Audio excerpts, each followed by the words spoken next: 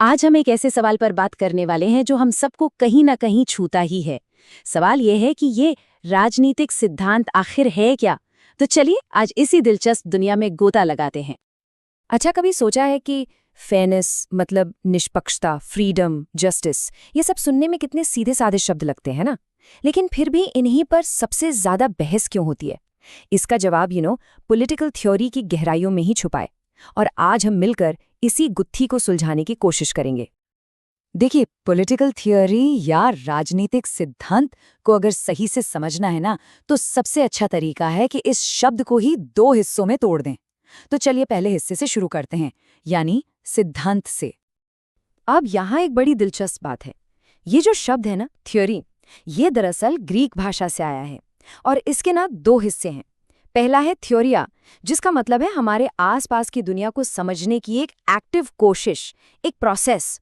और दूसरा है थ्योरीमा, मतलब उस पूरी कोशिश के बाद जो नतीजा या समझ निकल कर आती है वो। तो ये बात साफ हो जाती है कि सिद्धांत सिर्फ एक रिजल्ट नहीं है, बल्कि ये तो एक पूरी की पूरी प्रोसेस है। तो इससे सबसे जरूरी बात क्या निकलती है? यही कि थ्योरी बनाना, या जिसे हम सिद्धांतीकरण कहते हैं, वो नॉलेज की एक कभी न खत्म होने वाली जर्नी है। ये इस एहसास से शुरू होती है कि यार अभी हमें सब कुछ नहीं पता। ये दुनिया को और बेहतर तरीके से समझने की एक कांस्टेंट, एक लगातार चलने वाली खोज है। ऑलराइट, तो सिद्धांत वाला पार्ट तो क्लियर हो गया। अब आते हैं इसके दूसरे और शायद ज्यादा डिबेटेड हिस्से पर, राजनीति। पॉलिटिक्स शब्द की जड़ें भी एंशिएंट ग्रीस में ही हैं। ये शब्द आया है पॉलिस से, जिसका मतलब होता था सिटी स्टेट या नगर राज्य।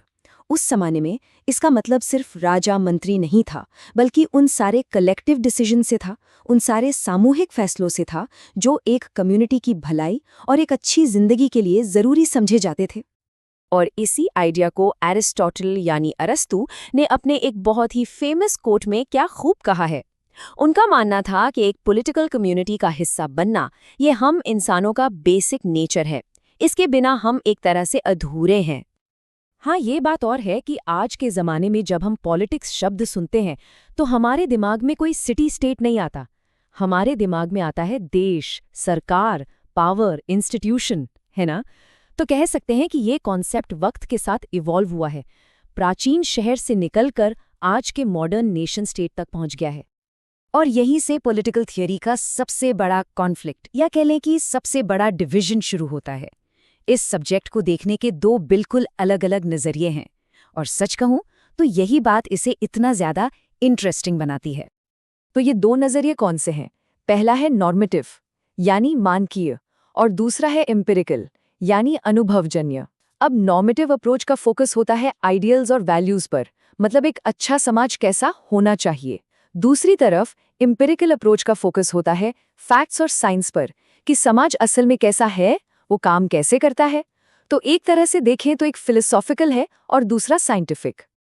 और पता है, आइडियल और रियल, यानी आदर्श और यथार्थ के बीच का यही जो टेंशन है ना, यही वो इंजन है जो पॉलिटिकल थॉट की पूरी दुनिया को चलाता है।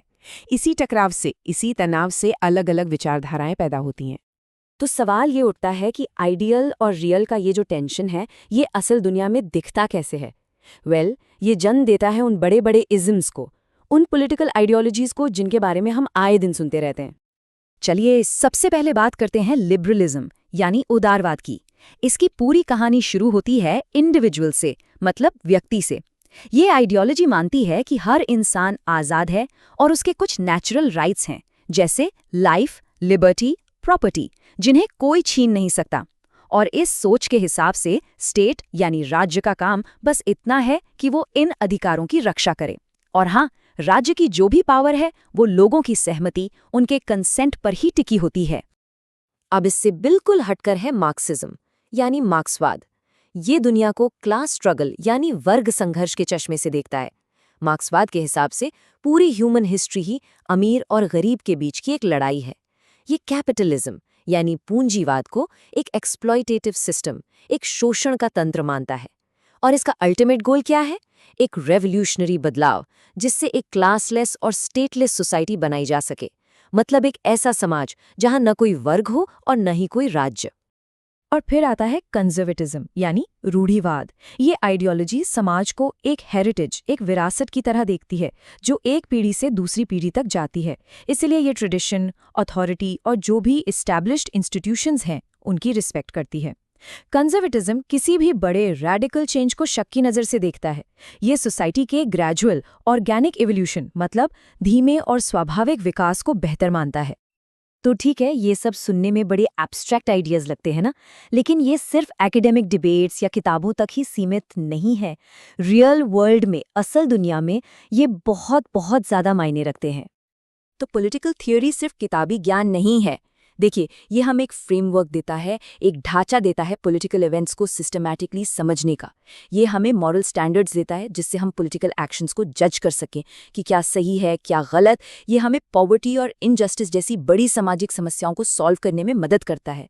और शायद सबसे ज़रूरी बात, ये पॉलिटिक्स को सिर्फ पावर हासिल करने का एक गंदा खेल बनने से रोकता है। ये जो कोट है ना, political theory is not an escape mechanism but an arduous calling, ये पूरी बात का सार है। मतलब राजनीतिक सिद्धांत हकीकत से भागने का कोई जरिया नहीं है, बल्कि ये एक मुश्किल, एक कठिन पर बहुत जरूरी जिम्मेदारी है हमारी दुनिया को बेहतर बनाने की। तो आखिर में एक सवाल हमारे सोचने के लिए रह जाता है, वो कौन से अनस्पोकन थ्योरीज हैं, वो कौन से अनकहे सिद्धांत हैं जो दुनिया के बारे में हमारे अपने नज़रिए को शेप करते हैं। हम दुनिया को जिस तरह से देखते हैं उसके पीछे हमारे कौन से बिलीव्स, कौन सी मान्यताएं काम कर रही हैं। इस पर सोचना वाकई बहुत ज़रूरी है।